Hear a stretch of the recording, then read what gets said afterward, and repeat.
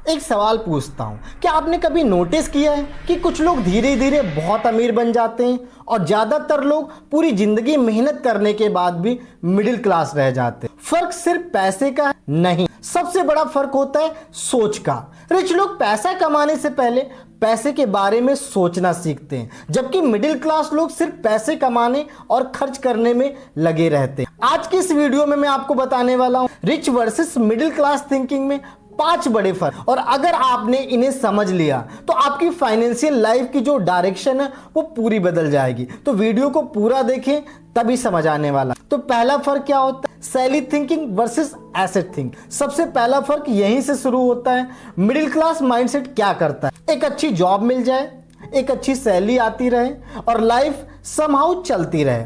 लेकिन रिच लोग सैलरी के पीछे नहीं भागते, वो एसेट्स बनाने के पीछे भागते। एसेट्स मतलब एक ऐसी चीज जो आपके लिए पैसा जनरेट करे, जैसे वो बिजनेस हो सकता है, आपने कोई इन्वेस्टमेंट की है तो वो हो सकता है, रेंटल प्रॉपर्टी हो सकती है, ऑनलाइन प्लेटफॉर्म जैसे यूट्यूब चैनल। सैलरी में आपको तब तक पैसा आएगा जब तक आप काम करते रहोगे, लेकिन एसेट्स आपके लिए सिस्टम की तरह काम करता रहेगा। मैं आपको एक छोटी सी स्टोरी से बताता हूं। मेरे जानने वाले 2 दोस्त, दोनों की सैलरी लगभग 30,000 थी।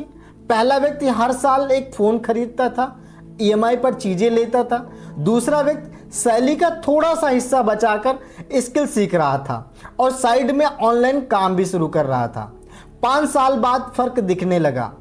पहला व्यक्ति अभी भी सैलरी पे डिपेंड है, लेकिन दूसरे व्यक्ति के पास सैलरी के साथ साथ एक एक्स्ट्रा इनकम सोर्स भी बन चुका है। क्या आप सैलरी माइंडसेट के हो या एसेट माइंडसेट? कमेंट में जरूर बताएं। दूसरा फर्क, spending versus investing.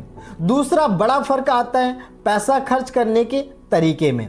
Middle class mindset क्या करता है, सैलरी आई शॉपिंग, सैलरी आई नया phone, salary I life style upgrade. लेकिन रिच माइंडसेट क्या करता है, सैलरी आई पहले इन्वेस्ट। एक एग्जाम्पल लेते हैं, 2 लोगों के पास 25,000 थे। पहले व्यक्ति ने नया फोन खरीद लिया, दूसरे व्यक्ति ने उसी पैसे से डिजिटल मार्केटिंग या सेल्स की स्किल सीख ली। 1 साल बाद फोन की वैल्यू कम हो गई, लेकिन स्किल से इनकम बढ़ सकती है। आपसे क्वेश्चन करता हूं, अगर आज आपके पास 20,000 हो तो आप क्या करेंगे, फोन खरीदेंगे या एक स्किल सीखेंगे?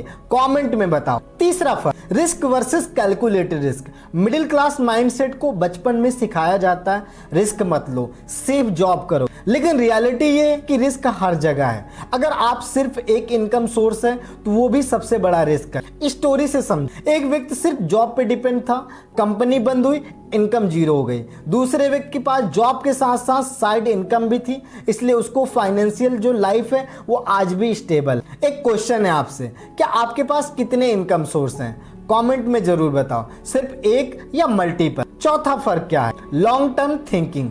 Middle class mindset short term सोचता है, आज क्या खरीदें, आज क्या एंजॉय करें, लेकिन रिच माइंडसेट लॉन्ग टर्म सोचता है। एग्जाम्पल, अगर कोई व्यक्ति हर महीने 5,000 इन्वेस्ट करे और उसे 12% रिटर्न मिले, 20 साल बाद वही पैसा लाखों में बदल जाता है। इसी को कंपाउंडिंग कहते हैं। आप लॉन्ग टर्म इन्वेस्टमेंट करते हो या अभी बस सोच रहे हो?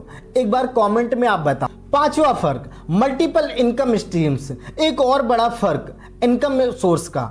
मिडिल क्लास माइंडसेट अक्सर एक ही इनकम होती है, जॉब, लेकिन रिच लोग कोशिश करते हैं कि उनके पास मल्टीपल इनकम स्ट्रीम्स हों।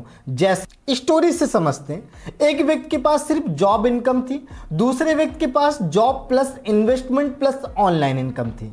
जॉब चली गई, पहले व्यक्ति की लाइफ डिस्टर्ब हो गई, लेकिन दूसरे व्यक्ति की लाइफ स्टेबल रही। आपका गोल क्या है, सिर्फ जॉब इनकम या मल्टीपल इनकम स्ट्रीम? मैं ये बातें इसलिए नहीं बता रहा हूं क्योंकि मैं बहुत बड़ा रिच बन चुका हूं, बल्कि इसलिए बता रहा हूं क्योंकि मैं भी मिडिल क्लास बैकग्राउंड से आता हूं, और इसी वजह से मैंने ये चैनल शुरू किया ताकि हम सब मिलकर फाइनेंशियल अवेयरनेस और फाइनेंशियल ग्रोथ की तरफ बढ़े। अगर आप भी मिडिल क्लास ट्रैप से बाहर निकलना चाहते हो और पैसा, बिजनेस, फाइनेंशियल फ्रीडम सीखना चाहते हो तो लवकुश राय चैनल को सब्सक्राइब जरूर करें। क्या आपको लगता है कि rich versus middle class thinking में सबसे बड़ा डिफरेंट क्या है?